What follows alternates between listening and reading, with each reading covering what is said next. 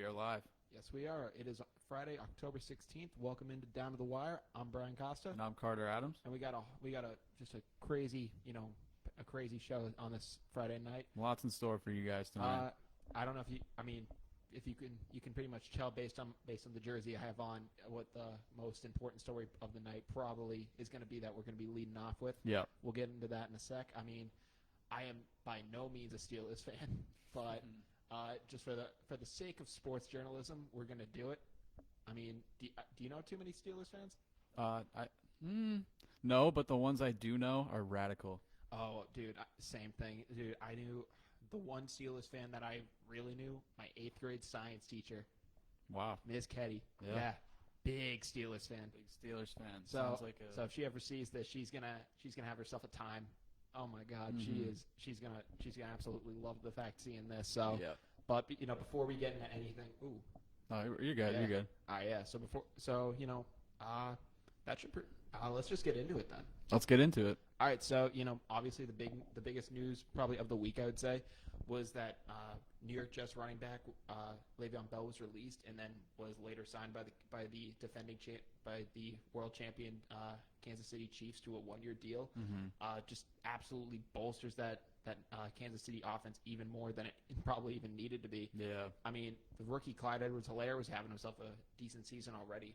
So I mean, this addition was just absolutely crazy. Yeah, it wasn't even really necessary. Yeah, it's really just like they're actually putting together their own fantasy football team. At this point. But I mean, if you can, you might as well take him so that other teams can't have him, right? Yeah, no, I mean, I completely agree. I just find it crazy the fact that other teams just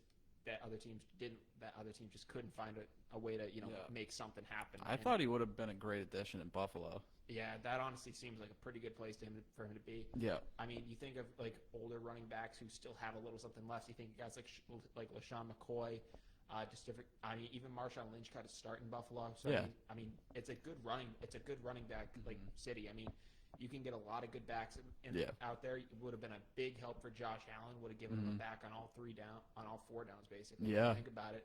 I mean, the guy's just a beast. So I mean, I wish that honestly could have been the matchup because that would have put the Bills probably over the top in the AFC East, in my opinion. Definitely. Yeah, like I said, Buffalo would have been a great addition, but as a Pats fan, that obviously would not have been great. Yeah, that would not have been ideal by any measure of it. I mean, but even as a Pats fan, I mean, just seeing KC get him out, it's not really too much better either, I'd say. No way. I mean, do you think this move, I mean, a lot of people had the Chiefs probably taking the chip anyways. Does this, in your opinion, just completely solidify it? Yeah, I mean, I don't really see any circumstance how this would hurt. I mean, no, absolutely, but it doesn't. If there was any questions that you had regarding this Chiefs team, I'd probably say it was. Oh no, I already had no questions regarding this Chiefs team, and now I have somehow even less. Yeah, it's ridiculous to me. I mean, I can't believe that he's going to KC. I don't think he's active for this Monday night game, so that is unfortunate for them. But when he gets on that field for them, he is going to be a wrecking ball. Yeah, and it's not like he even needs to step on that field for them. Their offense is already insane.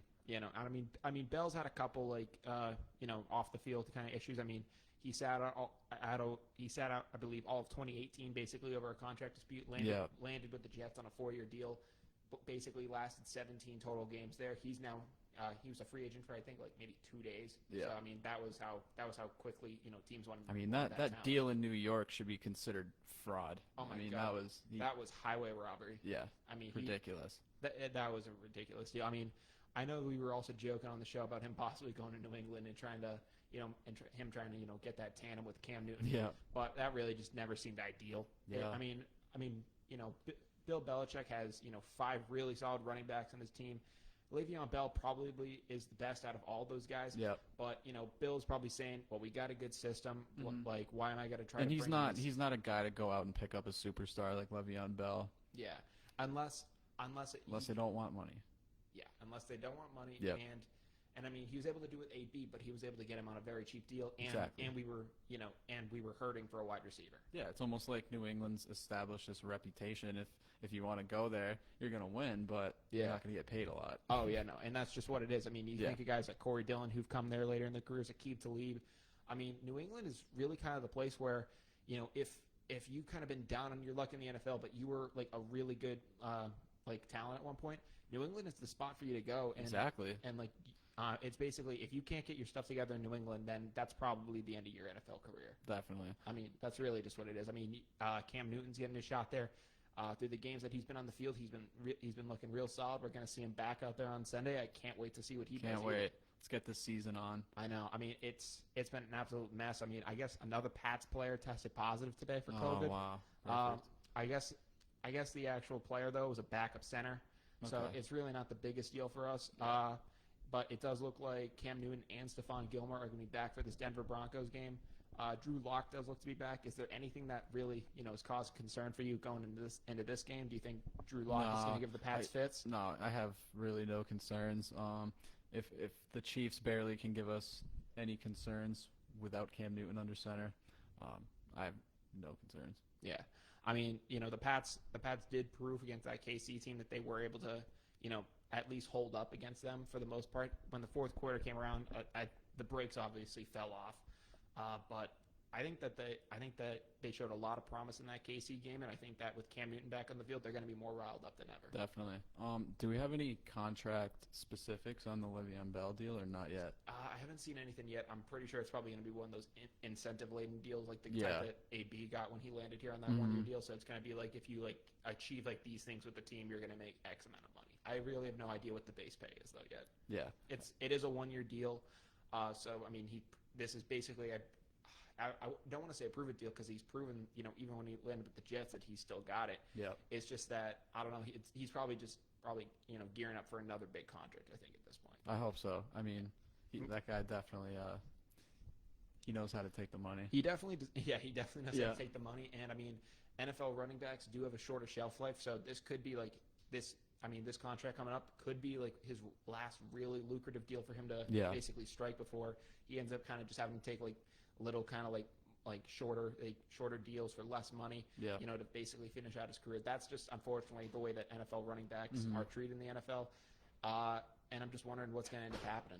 Yeah, me too. I guess we'll have to see, but I wouldn't be surprised if they gave him an incentive-based deal and then let Clyde Edwards-Helaire run all over every single team. Yeah, because then you're getting him. Other teams don't get him, and you don't have to pay him a lot either. Mm-hmm.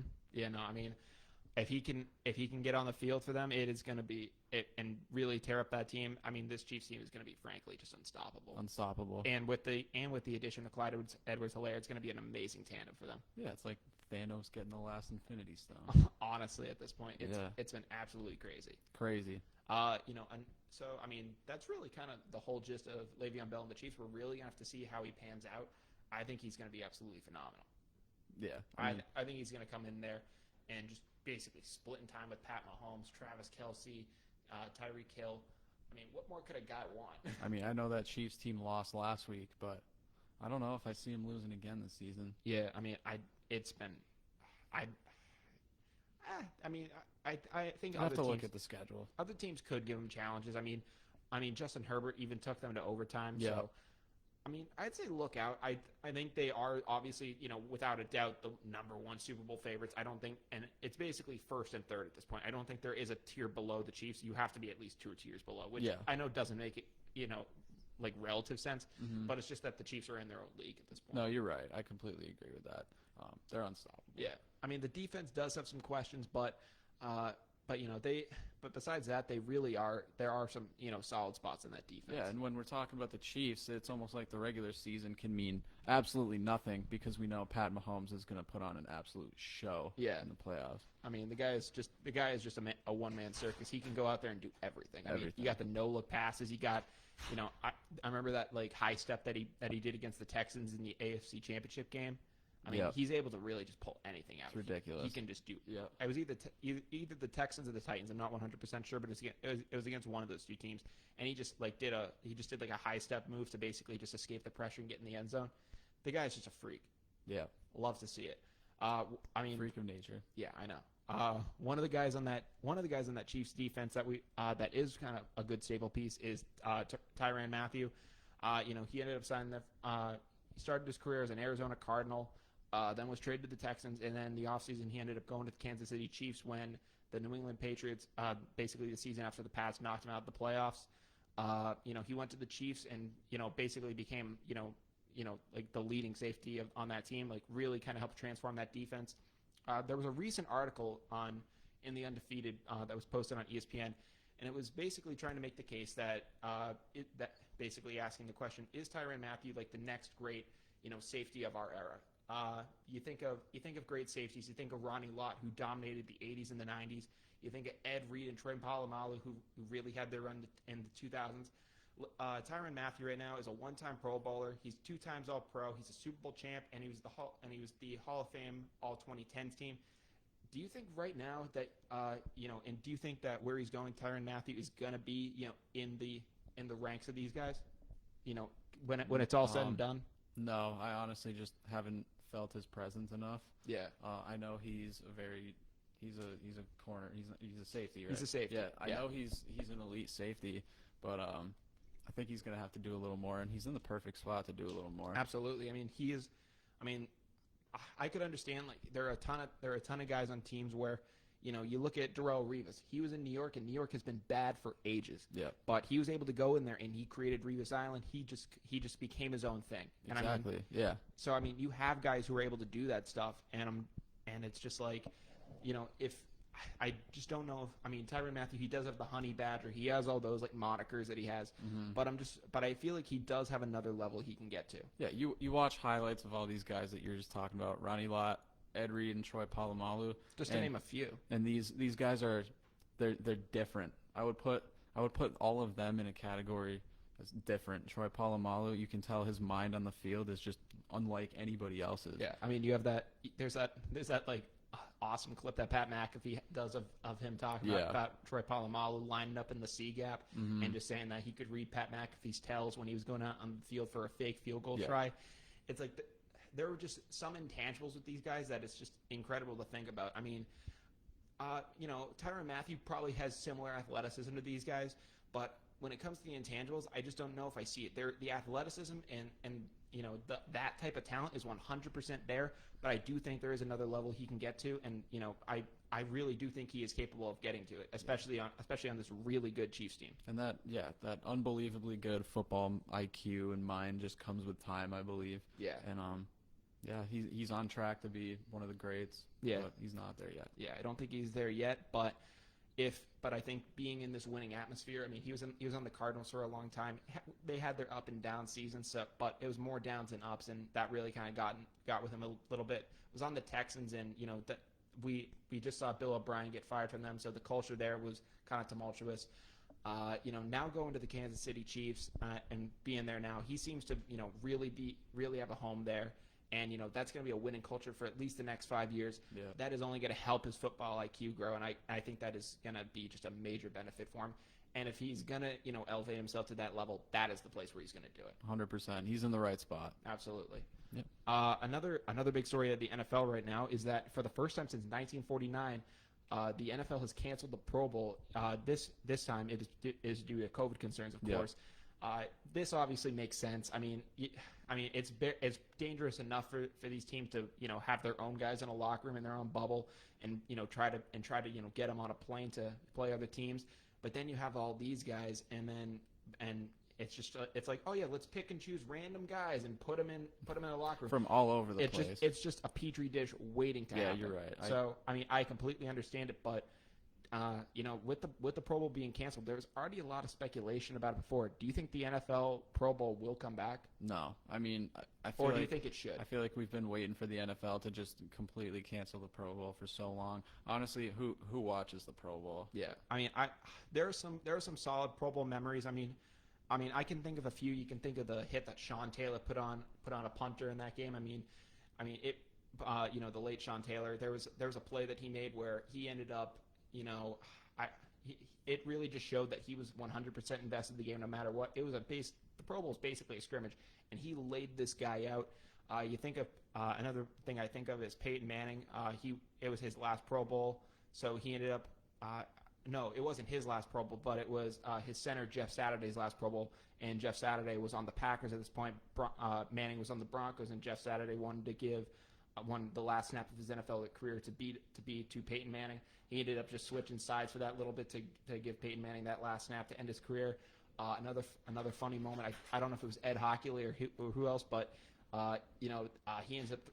It was like very early in the game. He threw a flag, and basically when he went on the mic, he said, "Yes, there are penalties in the Pro Bowl, pass interference," and it was just like there are some funny moments about the Pro Bowl, but really, it's not like an MLB All-Star game or an NBA All-Star game where you guys where you can have guys at full tilt and that competitive edge it really is there. It's not really that. Yeah, there's no incentive in the Pro Bowl. You go there. If you're a player, you get invited. It's an honor.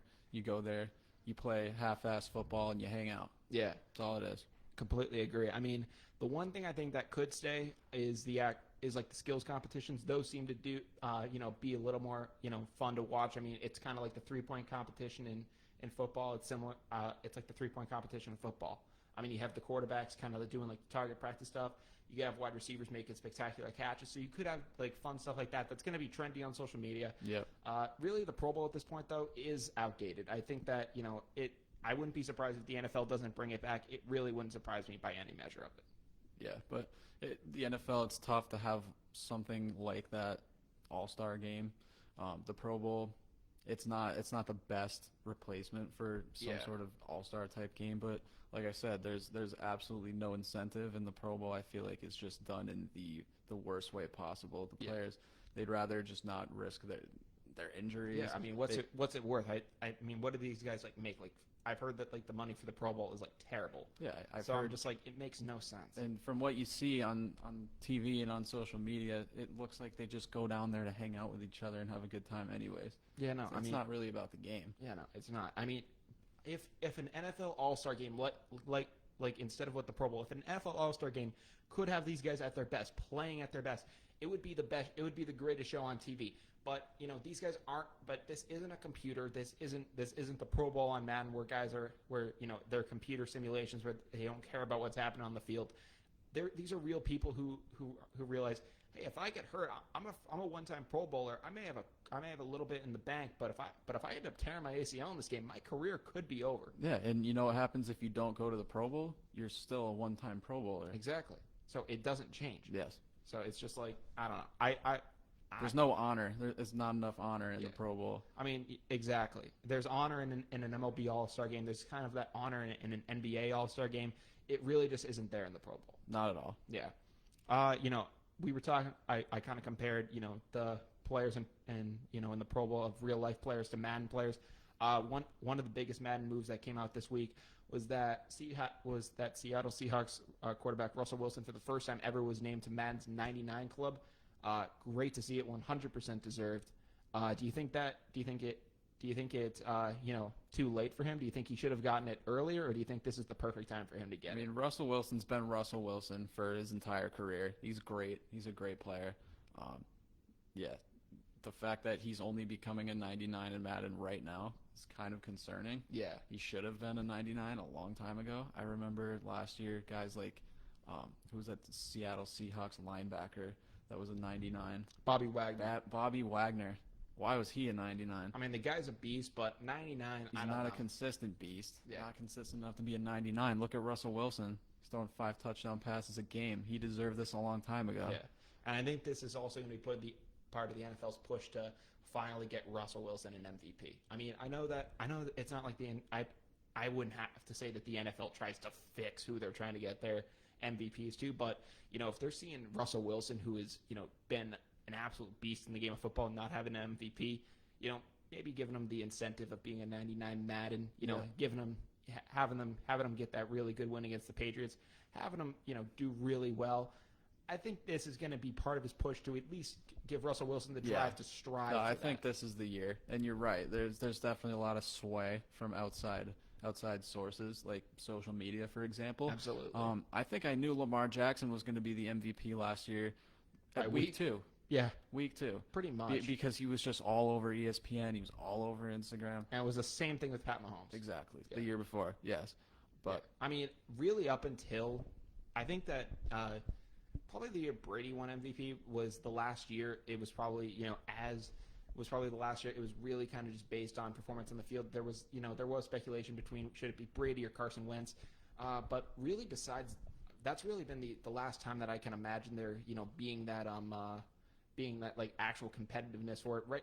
at this point, it almost seems like basically a social media battle for No, it. you're right. We know who the MVP is going to be. Yeah. And if I'm going to take a pick right now, it's going to be Russell Wilson at this point. And I don't have any complaints with that. But, No, me neither. But it's just a matter of like we know where this is going. Yeah, and we wish we didn't. Yeah, it would be fun to have to speculate. Who's going to end up taking it? Yeah. I don't know. If Russell Wilson gets it this year, no complaints. But I do kind of like to have a little mystery and like trying to figure it out. Yeah, and of course, I at least want to get to the trade deadline before I have a solid clue. yeah, and of course, there's the MVP curse as well. If Russell Wilson wins this MVP and he somehow finds himself in the Super Bowl, I don't think there's any way he's winning that Pray Super Bowl. for him. Pray for him. Yep. Completely. And he's on the cover of Madden next year too. Oh, completely. 100%. Yep. That's really, I think, all we have in the NFL right now. Let's switch over to the NBA.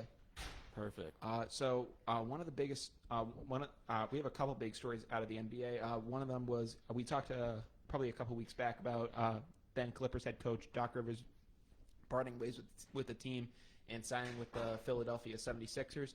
He's going to be their next coach. Very interesting move. Rivers obviously has a lot of experience with that all-star level talent. I'm going to be interested to see what he ends up doing with those guys. But the big story, today for LA's side is that they decided to go internal and they decided to promote assistant coach Tyronn Lue to take over the reins of Doc Rivers and try to lead this Clipper squad.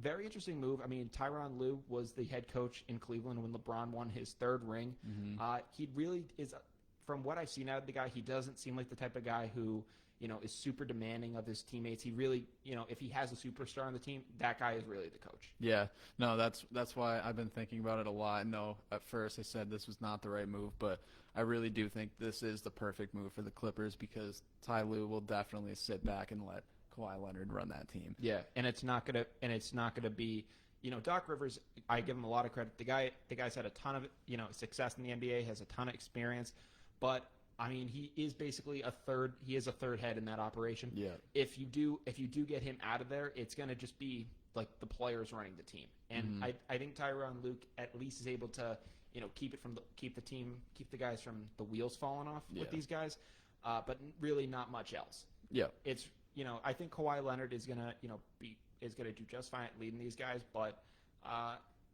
really, I think Tyronn Lue is just going to be a backseat guy, and I think that's all he kind of is as an NBA coach. Remind me of the Lakers head coach's name. Frank Vogel. Frank Vogel. Yeah, like him in a way. Former Magic coach. Yeah. So it's just like you stand there. If you can look pretty for the camera and in the huddles, he looks like Joe He looks like Joe from Impractical Jokers. Yes, exactly.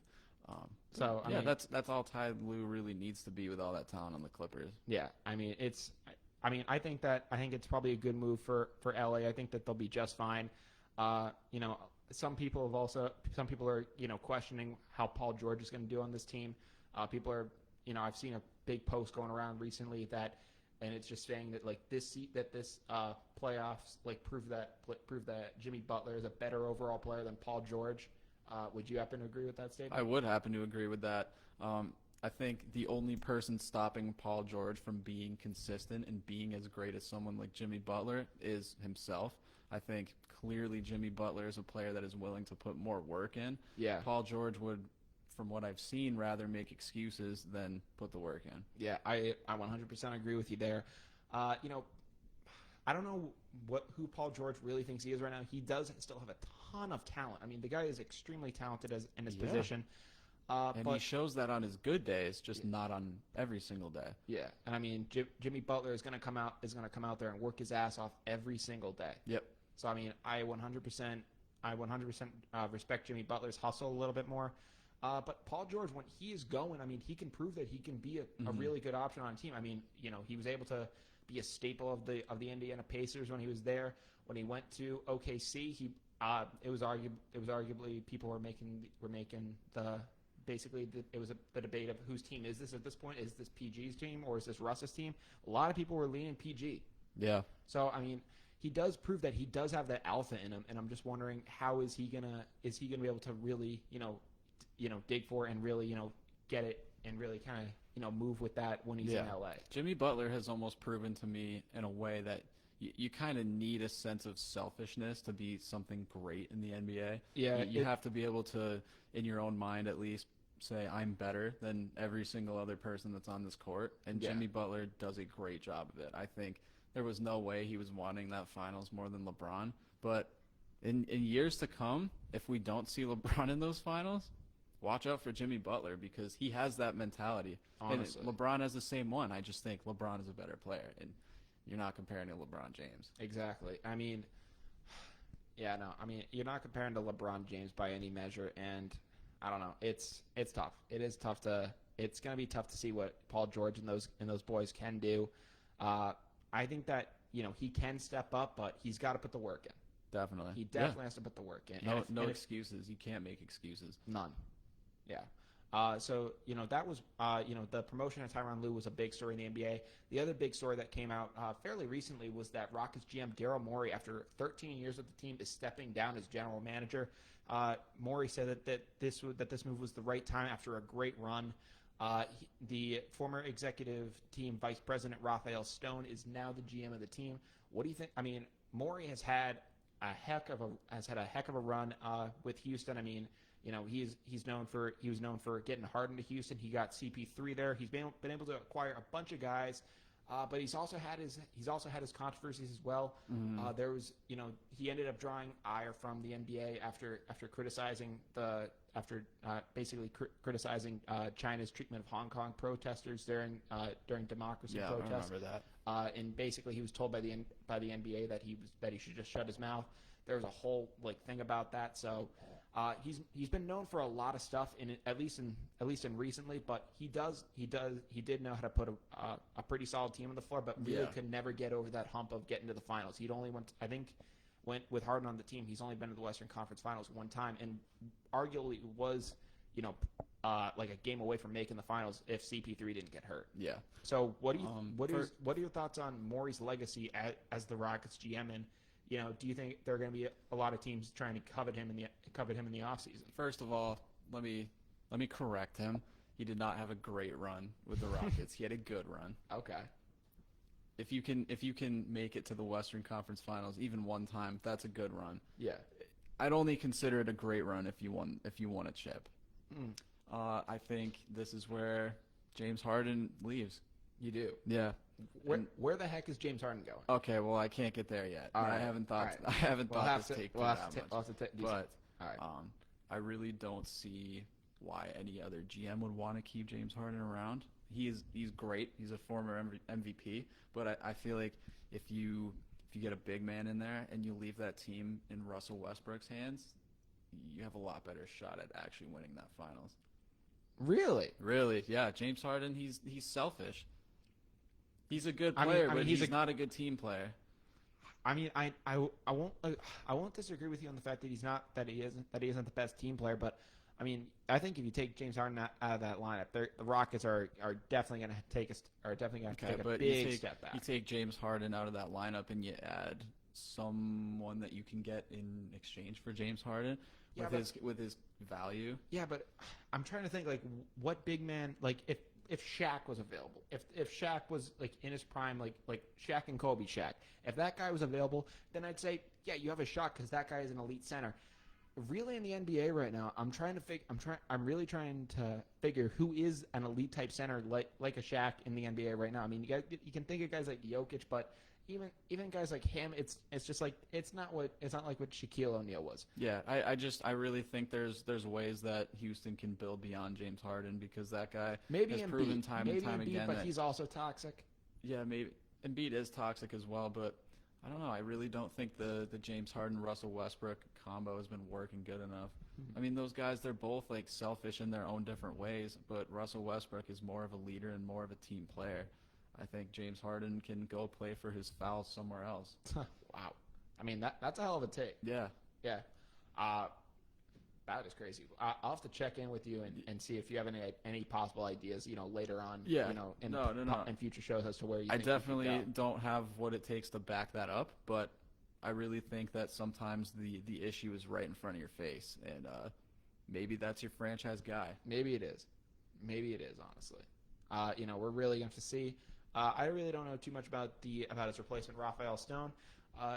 If the Rockets seem to have really good faith in the guy, I mean, I think that he'll do just fine. Mm-hmm. I mean, Morey was able to get the Stars to Houston, but getting them over the hump was the big challenge. Maybe this guy can do it. We're really just gonna have to wait and see because this guy to me really is just an unknown. Yeah, no, I've never heard the name. Me neither. I mean, and I'm not the biggest basketball fan, but I would probably make the argument that really anyone outside of Rockets Nation doesn't know who this guy is. Mm-hmm. So we'd probably have to check in with Jake about that. Oh yeah, honestly. We'll see. Well, he probably doesn't know either. Yeah, bandwagon. True. There's a lot of those when you're talking about the Rockets. Yeah, bandwagons. You know why? James Harden. Absolutely. Biggest reason why anyone would bandwagon. Hmm. Absolutely.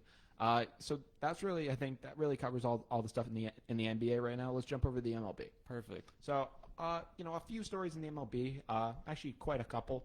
One of the biggest stories that I've seen recently is that the Chicago White Sox, who were eliminated fairly early in the postseason, put together a great run. I believe were either first or second in their division this year. After just years of mediocrity, finally were able to put together a good run. Seemed to have a really good squad going, but they fired the manager Rick Renteria. Basically, he's been the coach of the team for I believe 4 years. Was the coach of the Cubs for one. He just really wasn't getting it done for these guys, and they're trying to. I feel like at this point they're trying to find like that guy, like how the 2017 Red Sox found Alex Cora in 2018 to basically take them over the hump and take them to the promised land. One of the guys that they've been given permission to talk to is former MLB manager Tony La Russa. La Russa is a Hall of Famer. He's a 3-time World Series champion. He's a 6-time pennant winner, and he's a 4-time Manager of the Year. He last coached in 2011 when he retired after winning the World Series for the St. Louis Cardinals at the time. The guy's a very talented head coach. Illustrious career, has served in many organizations even after retiring as a head coach. He actually was a member of the Red Sox front office for a little bit. Recently was with the Angels. He actually began his career with the Chicago White Sox in 1979 and coached until 1986 when, I don't know if you remember watching the Michael Jordan documentary, Jerry Reinsdorf, the owner of the Bulls, also owns the White Sox. So he bought the White Sox in 1986, fired La Russa, and arguably it's one of the worst moves that he ever made. Yeah. So, I mean, La Russa seems like a great guy. Yeah. Do you think that Chicago should try going after this guy? I mean, from how much you're hyping him up, it can't hurt. He's well, the one downside I will give the guy is that he's currently 76. So he is an old cat. Well, that doesn't really matter that much in baseball. What do you have to do as a manager? Stand there in the dugout and make a lineup? You do have to stand there in the dugout and make a lineup, but you also need to be able to rally your guys and walk 30 feet to the pitcher's mound. Yeah, but can he do it without a walker? Well, if he's maybe we need to get some handicap ramps in the dugouts then. I mean, maybe. I mean, we have to have all the social distance and stuff here. So you said this guy's going to be the manager of the White Sox? He is not going to be the manager, but they've been given permission to reach out and basically say, hey, would you want to be the manager of the White Sox? You need permission to talk to anyone. Well, it's like the tampering rules and other stuff. It's like if a team wants to talk to Josh McDaniels on the Patriots about becoming the next head coach. They need to reach out to the Patriots if he's still under contract and say, hey, can we talk to this guy? Definitely. So it's like that. Okay. So like I said, can't hurt. Yeah. So I mean, I would actually like to see this move. I think that Tony La Russa back in baseball would be really solid to see. The guy's a goat. Love to see it personally. Yeah. Another guy being considered for the job though is former Houston Astros manager AJ Hinch. He's currently also in the discussions for the job. Hinch was the coach of the Astros during their now infamous 2017 cheating scandal. Mm-hmm.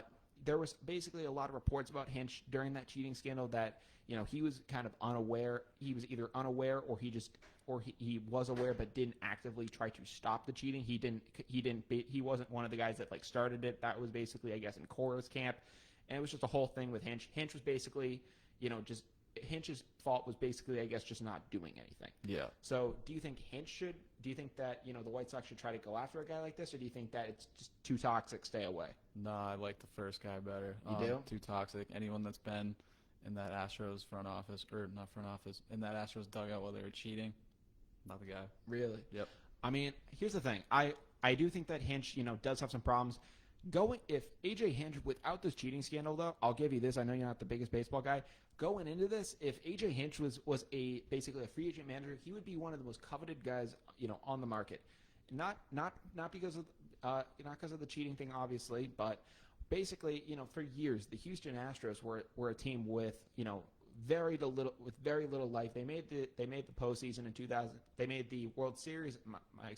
My apologies. In 2005, ended up losing to the Chicago White Sox.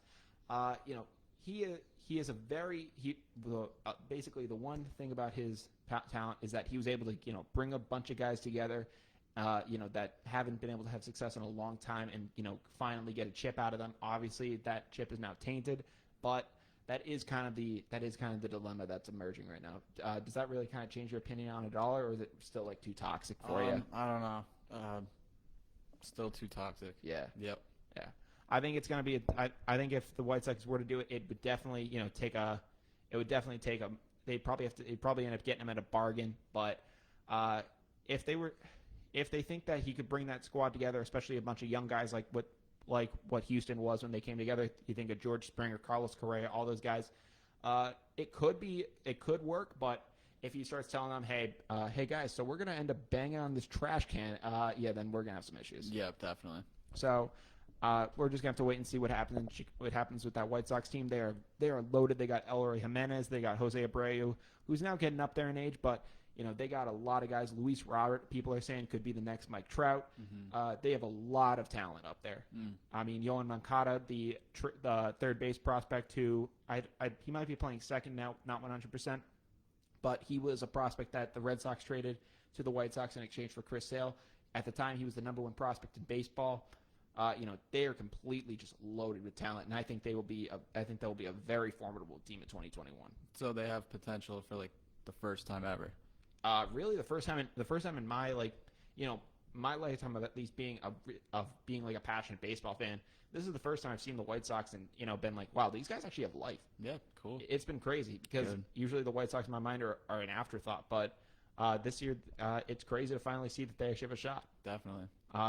It's great to see, but we're just gonna have to hope that they can build on this. Mm-hmm. Another big story in MLB going into the postseason was that Clayton Kershaw, who has been arguably the best pitcher, some people might say ever, at least of this generation, has completely defined the 2010s and even part of the late 2000s. Some people might say Koufax. Kershaw is a legend in his own right, complete and utter legend. 100% respect to the guy. The one area though that haunts him though to this day still is the postseason. Yes. He still is clearly. He still is unable to get it done in the postseason. It looked like he had the perfect situation lining up. He was facing the Atlanta Braves, who he's 14-0 against, including the postseason. And it seemed like, wow, Kershaw is finally going to get his shot to come through. It seems like the perfect storm. This is where Clayton Kershaw can finally shut everyone up, and he can finally tell everyone, hey, I'm this guy. I am Clayton Kershaw, no matter what month of the year it is. And he folded. He folded again. He ended up just pitching 5 innings. I believe it was only 87 pitches. He did strike out 4, but he ended up giving 4 earned runs and a walk. Took the L. Atlanta Braves rookie Bryce Wilson ended up pitching 6 innings, only giving up 1 earned, 5 Ks and a walk. Clayton Kershaw, it really is sad. I mean, you see those pictures of him every single postseason now, just of him in the dugout looking just distraught. Yeah. And it's just a matter of like, what can this poor guy do? I mean, a lot of people are going to say that he got screwed in that 2017 postseason because of the trash cans and stuff. But at this point, there are no trash cans. There were no trash cans in that. And that's why I'm surprised because, like you said, no trash cans. You'd expect this guy to go out into the postseason and absolutely ball, but maybe he just has an issue with the postseason, can't perform under pressure. Yeah, I mean it's tough to see because this guy's come basically 1 out away from a perfect game. I mean there was an error by Hanley Ramirez in a game a couple years back. Has thrown, I believe, multiple no-hitters. The guy's a stud, arguably the GOAT, but he just doesn't seem to have that edge in the postseason, and it is sad, but we'll have to just wait and see. Can he, turn it around in the later portion of his career? I don't think so. But anything's possible. It's baseball. People figure stuff out at any odd age. You think of Daniel Bard, who is now pitching for the Colorado Rockies this year. He had himself a pretty solid year. He hadn't pitched in the majors since 2013. He retired, I believe, twice in that span. It's possible to really learn anything at a late age. David Price, even at one point, he was kind of known for his postseason struggles as well. In the 2018 postseason, he finally was able to come through and was just nails for that Red Sox team down the stretch. So I mean, I think really anything is possible. Yeah, anything is possible, and I can only hope that he picks it up in the second half of his career. Yeah, and I feel like at this point it's just going to be Kershaw just saying, all right, enough is enough. He's just got to say enough is enough. I have to do this. Yeah, he does, because that would definitely complete his legacy. I know you just said that he is arguably the GOAT, but I don't know baseball that well, and I wouldn't put him there unless he's won a World Series. Okay. Yeah. Damn. I mean, I know pitching is tough because it's not really under your control. And you're only out there basically every 5 days. Exactly, but I don't know. Yeah, I don't know. Wouldn't consider him. Really? Yeah. Tough decision, but it definitely is tough because you look at his shots in the postseason, blown him. Yeah. We were also talking about one of the teams he's blown it against was the Houston Astros in 2017. I wouldn't consider that blowing it. I know you're not. I know you're not going to consider it blowing it, but this is part of the transition I was thinking about. Yep. So whether you want to say that was tampered with or not, you can obviously make the case for saying that was a choked moment, and some people may make the case for it not being, but. The other side of that rivalry was the Houston Astros, who are still currently in the playoffs. They went down 3-0 to the Tampa Bay Rays in their series. They're trying to attempt a comeback that's only been done by one team in Major League history, the 2004 Boston Red Sox. So it seems pretty much improbable at this point, but they've won 2 games in a row, and the last game was capped off by a walk-off home run by Carlos Correa, where he literally looked at the manager and said, "I'm calling game right here." Hit an absolute moonshot for the win. I don't believe I would. This kind of seems a little hypocritical coming from a Boston fan who saw this happen, but I really see no way that this Houston Astros team is gonna be able to come back like this, especially tonight, because they have Blake Snell, because the Tampa Bay Rays have Blake Snell on the mound. Snell is a former Cy Young Award winner, and I think that he's just gonna close it out tonight. Oh my God, what a hell of a story that would be if the Astros did it. Here's the thing, though. The Red Sox, when they did it, they were trying to prove that they weren't under a curse anymore. Yeah. This Astros team is trying to say, "Hey, we can do that. We can win without cheating."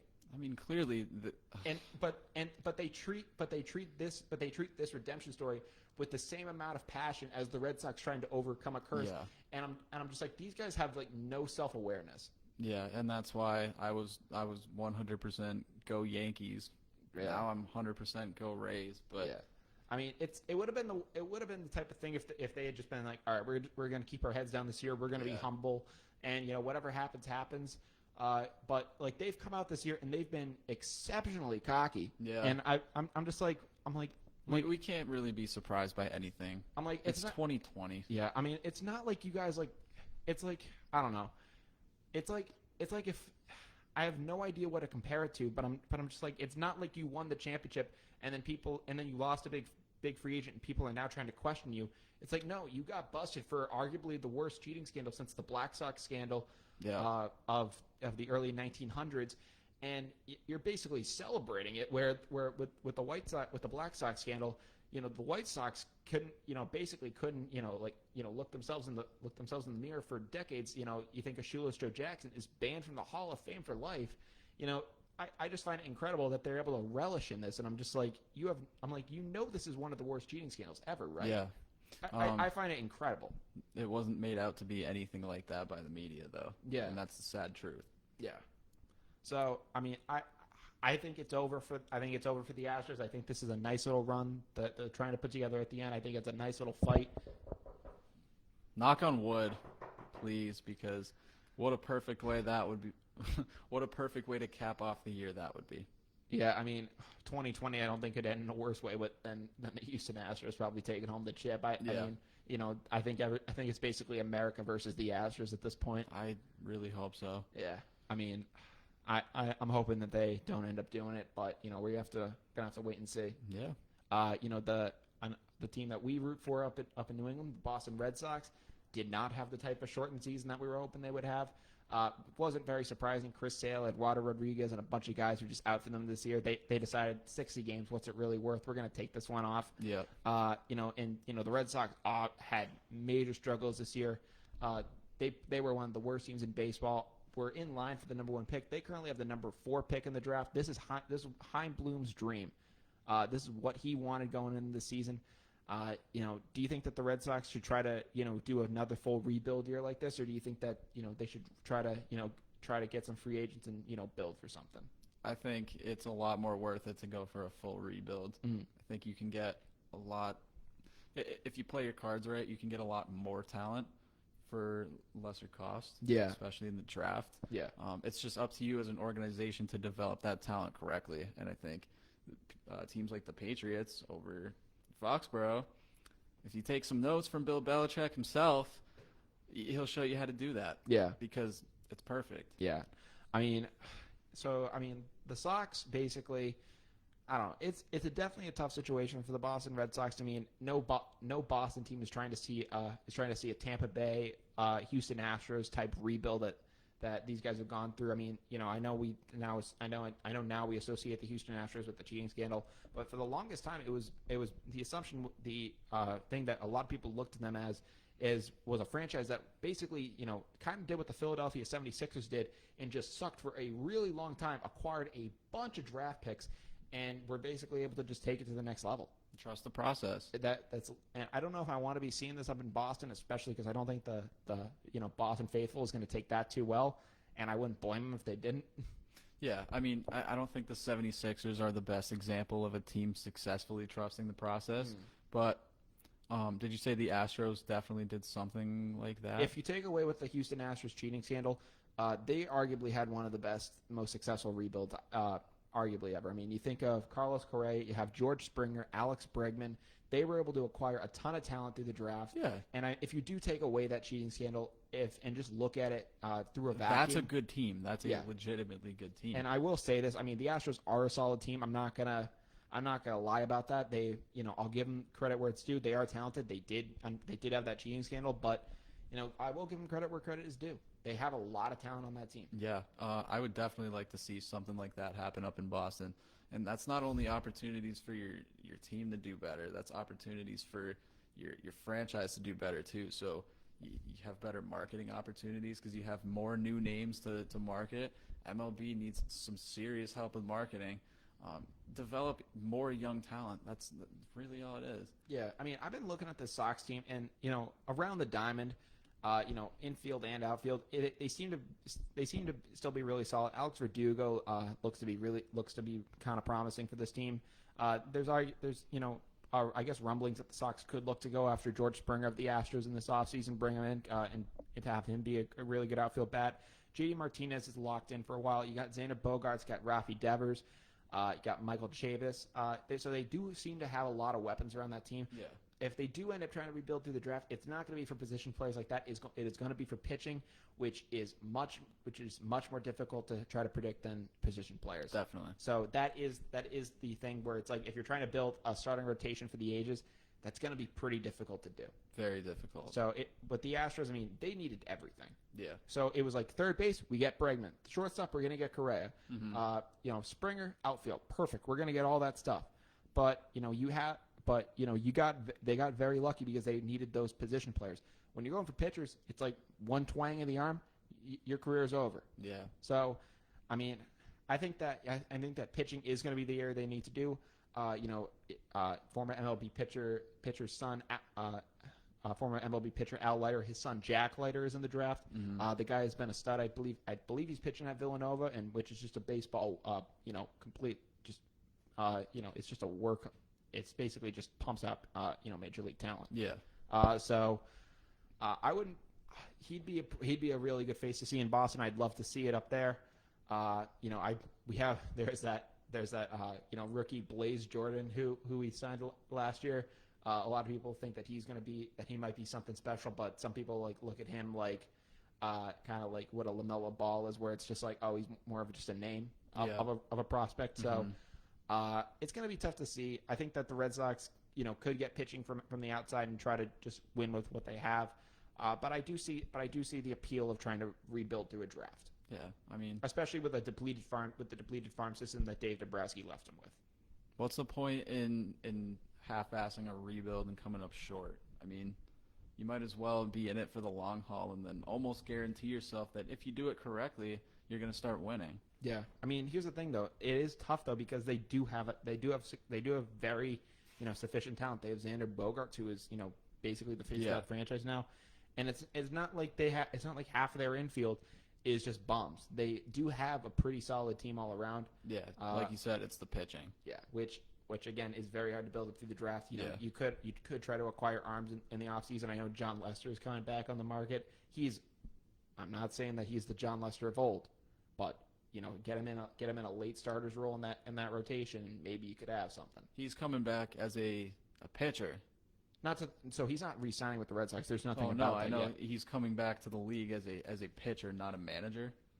Well, I mean John Lester? Yeah. No, he's been pitching with the Cubs. He's still in the league. Yeah. Oh, okay. John Lester's still in the league. Oh, I had no clue. I was about to ask you how old that guy was. Yeah, I he's thought he retired. he's in his late 30s at this point. Okay. I could see him coming back. I guess the Red Sox could target him. I mean, they lowballed him in 2014.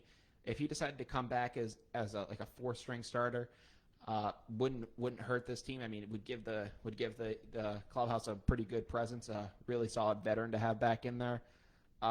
It's going to be a very interesting offseason, though. Yeah, definitely. It's going to be interesting to see which way this team goes. Mm-hmm. And before we end up going down to the wire, let's just jump back to football, but instead let's jump to college. College. Okay. So before we end up going down the wire, Alabama learned that their head coach Nick Saban was diagnosed with COVID-19. Also, athletic director Greg Bernie, I'm not sure how to pronounce that, also ended up testing positive for the virus. And Saban basically said it's unclear whether he's going to be able to, communicate with his team for Saturday's game against Georgia. Should this COVID-19 thing basically act as a suspension, or should he be able to, somehow be able to, communicate with his team? I don't know if you can get Saban in the helmet on a Zoom call, but yeah, there's got to be some way you can do it, especially nowadays. I mean, you shouldn't be penalized from your team for just getting sick. I mean, everyone gets sick. Mm-hmm. But it's not like Saban was doing a Houston Astros and it's like all this stuff happened and it's like, all right, well, yeah, you're gonna have to sit out a game. It's like, no, the dude got sick and it's just that people don't know how to control this virus right now. Definitely. But you can make the same argument for every single athlete that gets diagnosed and doesn't have any symptoms whatsoever. It's like they're serving a suspension against their will for something they didn't do. And that is the double-edged sword, though, because you do have these athletes that serve a suspension, but they actually have to physically go out in the field and touch the other players. Yeah. Saban, if you put him up in a booth and just some box, he could still do his job. No, you're right. You can't put Cam Newton or any Alabama player in a bubble. He can, but I'd be surprised if they don't figure out a way for him to do that. I think so. But I remember there was a clip of a high school football coach who, he ended up buying like one of those like big crane things, and he ended up standing up on those to like end up coaching his team when he tested positive. Oh, okay. So they'll figure something out for Nick Saban. Yeah, something. So it's going to be a very interesting thing to take a look at. Yeah. We're really just going to have to see. They're playing number 3 Georgia. So they're having a really good season, but Alabama's Alabama. They've been what they've been since as long as I can remember. So I think even without Saban, they're going to be able to come out there. They're going to be able to give Georgia their all. Yeah, definitely. So it is currently 8:11 on this Friday night. Yeah. We started a little later because we got back from a nice pickup basketball game. Mm-hmm. We were just having a ton of fun. Yeah. But I think it's officially that time. We are now down to the wire. Down to the wire. So before we end up heading off for the night, we're gonna fill you guys in on everything we talked about in this past hour, and then we're gonna head off for the weekend. Yeah. So in the NFL, we started with the news that Leveon Bell is signing with the Kansas City Chiefs. I broke out the Steelers thread to him just cause. Shout out Chris Martin for hooking me up with the awesome jersey. We talked about that move and what it's going to mean for this Chiefs team coming up. We also talked about Tyrann Mathieu and trying to see is he basically the next safety that's going to be the next great safety of our generation. Mm-hmm. We talked about comparisons to guys like Ronnie Lott, Ed Reed, Troy Polamalu. Matthew, as we said, is currently a one-time Pro Bowler, two-time All-Pro, one-time Super Bowl champ, and the 2010s All Hall of Fame team. The guy has an illustrious career ahead of him. Is in a great spot in KC. We're gonna have to wait and see how he pans out there. Can't wait to see. Yeah, me neither. We also talked about the Pro Bowl being canceled for the first time since 1949 due to COVID concerns. We talked about whether we think it should come back or not. We're on the side of, it's time to say goodbye. Mm-hmm. We also talked Russell Wilson being named in the Madden 99 club. Well deserved. This is going to be one step in him hopefully getting the MVP this year. Can't wait to see that. Definitely. In the NBA, we talked about Tyronn Lue being promoted to head coach of the Clippers. Seems like a perfect fit for him and probably for this Clippers team. We also talked about Daryl Morey stepping down as the Rockets GM after a 13-year run that he called great. And the former Vice President Rafael Stone will now take over.